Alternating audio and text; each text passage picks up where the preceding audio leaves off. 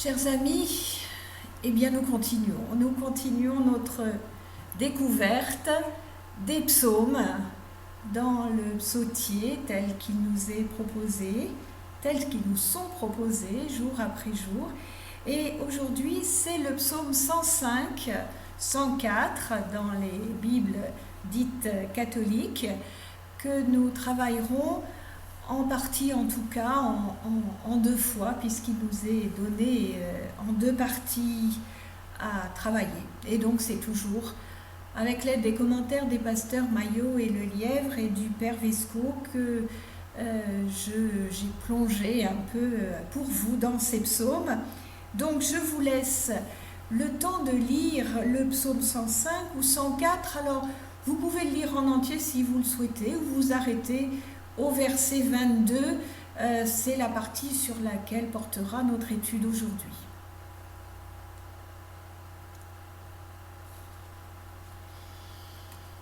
Alors, chanter, psalmodier, se réjouir, méditer, voilà le programme qui nous est donné aujourd'hui dans notre psaume. Ce psaume qui est une relecture de l'histoire d'Israël à destination vraisemblablement des exilés en souffrance. Et donc, comme il est très long, nous en étudierons, comme je vous l'ai dit, qu'une partie, et la deuxième partie demain, donc jusqu'au verset 22, mais regardons quand même la totalité de sa construction. Les 15 premiers versets de ce psaume se retrouvent avec quelques variantes dans le premier livre des Chroniques, au chapitre 16, les versets 8 à 22. Il est ainsi rattaché au transfert de l'arche par David. La force de Dieu, donc, pourrait évoquer l'arche dans notre psaume. On pense donc à un usage liturgique de ce psaume. Après une invitation, les versets 1 à 6, l'hymne célèbre les interventions donc de Yahvé dans l'histoire d'Israël, l'alliance et la promesse divine, des versets 7 à 11, les pérégrinations des patriarches, des versets 12 à 15, l'histoire de Joseph, des versets 16 à 22, puis demain nous verrons l'installation en Égypte, des versets 23 à 25, les plaies d'Égypte, versets 26 à 36, l'Exode, les versets 37 à 42, le don de la terre promise, les versets 43 à 45. Ce psaume a pu être vu comme un midrash historique. Vous savez, ces commentaires un peu sous forme de récit, ces commentaires rabbiniques. Chacune de ces parties se correspondent entre elles par les thèmes ou les personnages qu'elles évoquent. Et donc aujourd'hui, nous irons jusqu'au verset 22. Rendez grâce à Yahvé. Alors c'est une invitation courante au début de plusieurs psaumes. Cela commence certainement à vous être familier maintenant. Appelez le nom de Dieu. Alors cela reviendrait plus à une proclamation qu'à une invocation. Il s'agit de témoignages ici, et ce dont il faut témoigner, ce sont des prouesses de Dieu. Les prouesses de Dieu, ce sont les interventions de Dieu en faveur de son peuple. Ailleurs, on peut trouver aussi les merveilles divines. Dans les versets 1 à 5, la louange divine se décline sous différentes formes. Action de grâce, appel donc du nom de Dieu, le chant, la psalmodie, la commémoration de tout ce qu'il a fait, etc. La louange reste donc ici l'essentiel de la relation à Dieu. Et même dans les épisodes difficiles, les périodes difficiles de l'histoire du peuple, comme celle que vivaient les exilés à Babylone, il convient donc de s'en souvenir. Cela vaut, me semble-t-il, pour nous aujourd'hui, d'autant que nous sommes encore dans le temps de Pâques, un temps où notre gratitude devrait être des plus manifestes. Quoi qu'il soit bon aussi finalement de nous en souvenir tout au long de notre année liturgique, puisque nos cultes, nos messes ont lieu le dimanche. Et pourquoi ? Eh bien, pour commémorer justement la résurrection, ce qui signifie que tous les dimanches, nous célébrons la résurrection du Christ. Nous devrions donc être dans la reconnaissance à tout moment. Mais revenons à notre psaume.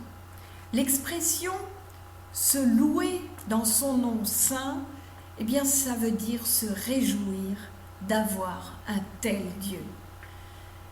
Chercher Dieu ou son visage, c'est bien sûr se rendre au temple de Jérusalem, ou aujourd'hui participer au culte ou à la messe, mais aussi adopter un comportement conforme à sa volonté.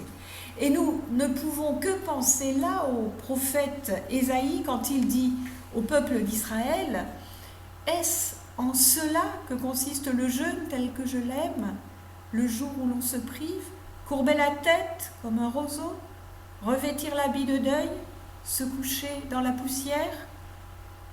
Or, c'est à une toute autre pratique religieuse qu'il les invite. Le jeûne tel que je l'aime, le voici, vous le savez bien. C'est libérer les hommes injustement enchaînés. C'est les délivrer des contraintes qui pèsent sur eux.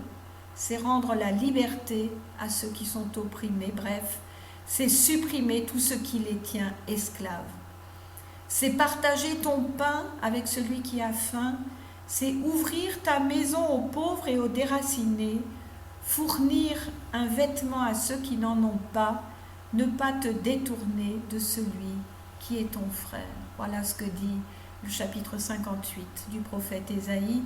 Et voilà ce à quoi nous invite à réfléchir Philippe Verseil à la mission populaire sur cette période où justement la pratique religieuse semble difficile à tout le moins. Eh bien voilà la pratique à laquelle nous sommes invités aujourd'hui et qui est la vraie pratique selon Ésaïe aux yeux de Dieu.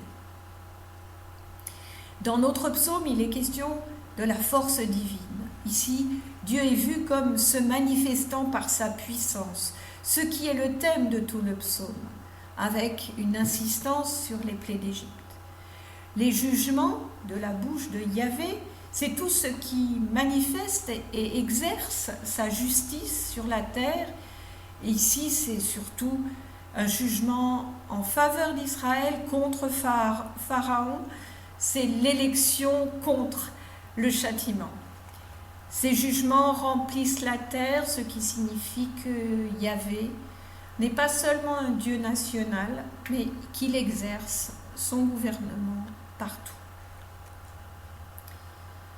Le psaume interpelle Israël comme semence ou race d'Abraham. Le patriarche est défini comme serviteur de Dieu. Il a parfaitement correspondu au choix divin. Il représente donc l'idéal des psalmistes. Les fils de Jacob qu'il s'est choisis, eh bien nous avons là l'affirmation de l'élection. Choisi, c'est ce qui qualifie Israël. Il y a dans le mot l'idée d'un examen, d'un choix mûrement réfléchi et pris en connaissance de cause. C'est Abraham qui a été l'objet d'un tel choix et Israël en a hérité. Cette importance du patriarche n'apparaît ailleurs qu'au psaume 47 et provient de l'alliance éternelle que Dieu a conclue avec lui et donc avec sa descendance.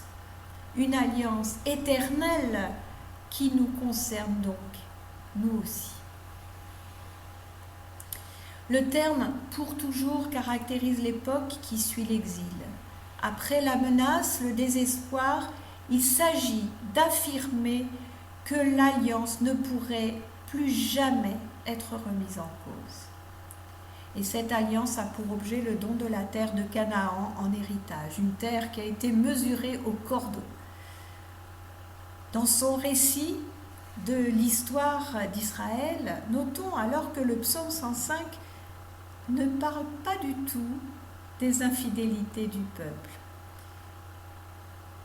il insiste sur le petit nombre des patriarches, en opposition à la multitude qui est sortie d'Égypte. C'est comme une promesse encore pour les exilés en petit nombre parmi les nations. Là aussi, nous pouvons nous sentir parfois comme ce petit reste. Eh bien, c'est ce petit reste qui est concerné par cette alliance. Le psaume relève que les patriarches vivaient en émigrés au pays de Canaan, où ils étaient nomades. Ils ont connu les dangers des nations et des peuples, et Dieu a puni des rois à cause d'eux. Et là, c'est encore une espérance pour ce peuple en exil. Le psaume insiste sur la sainteté des patriarches, qu'il appelle mes messies, mes prophètes. Alors le Messie, c'est loin celui qui a reçu l'onction, et cela peut avoir le sens de roi, élu par Dieu pour une mission spéciale. Et c'est ainsi que Cyrus, qui est tout sauf juif bien sûr, sera qualifié de Messie dans le livre du prophète Ésaïe au chapitre 45. Donc choisi par Dieu pour une mission, finalement libérer Israël de l'exil. Le prophète, c'est étonnant ce terme accordé à Abraham, mais on le trouve grâce à son rôle d'intercesseur. Alors on peut penser à cette magnifique négociation pour Sodome qu'on trouve en Genèse 18, où vraiment Abraham négocie pied à pied avec Dieu. Et c'est le roi Abimélec, au chapitre 20 de la Genèse, qui lui décerne le titre de prophète. Mais ces messies et prophètes peuvent aussi faire penser aux prêtres et lévites post-exiliques. L'onction était en effet conférée aux prêtres aaronides et aux lévites. « N'y touchez pas », dit Dieu. Littéralement, au verset 16, l'expression donne « Dieu a brisé tout bâton de pain ». C'est donc qu'il a fait cesser tout moyen de subsistance, il a laissé venir la famine. Ce bâton de pain, c'est le bâton sur lequel on enfilait des pains en forme d'anneau. Ou bien ça peut être aussi le pain vu métaphoriquement comme soutien de l'homme. La baguette française pourrait bien représenter cela. Joseph vendu, cela peut évoquer la situation des exilés. Mais un roi a envoyé délier Joseph. Alors ce roi, c'est Pharaon, bien sûr, dans l'histoire de Joseph, mais est-ce que ce ne serait pas Dieu lui-même?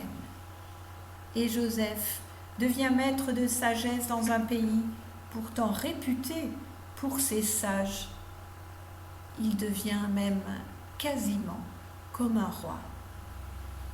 Cela préfigure ce qu'Ésaïe annonce au chapitre 49. Les rois et les princes se prosterneront devant Israël. Nous allons donc nous arrêter aujourd'hui ici et reprendrons le cours de ce psaume demain au verset 23.